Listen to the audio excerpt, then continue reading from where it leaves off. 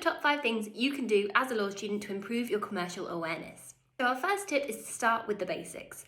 Think about key industries and things that interest you and look at the big companies. How are they making their money in these companies? Where are big things happening? What are the key trends that are happening? Try and follow, for example, some really big players in like a set of different industries. So that could be something like fashion, tech, it could be energy, whatever floats your boat, whatever you find interesting.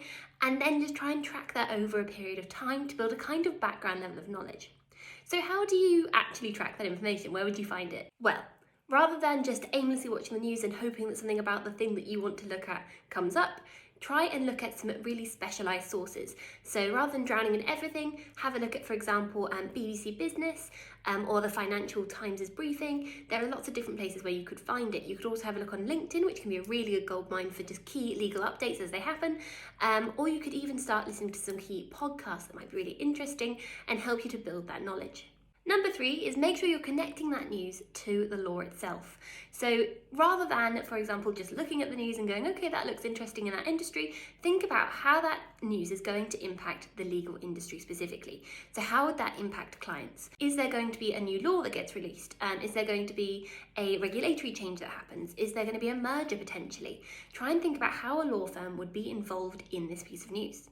Number 4, use case studies. So if you're going into an interview where you're going to be expected to demonstrate some level of commercial awareness, have a few things prepared already. So, for example, think about a merger that you might have recently followed and how specifically a law firm was involved in that merger, or which law firms were involved and what they actually did. If you can articulate that effectively to your interviewer, it's going to demonstrate that commercial awareness and how you're using it in action. Tip number 5 is to network. So don't forget to talk to the people around you. Don't forget to sort of attend law firm webinars. Think about reading some blogs, asking lawyers, if you get the chance to meet them, how commercial awareness is playing out in their day-to-day life, and anything else that you could get involved in. So if you were, for example, at university, there'll be lots of different opportunities to network.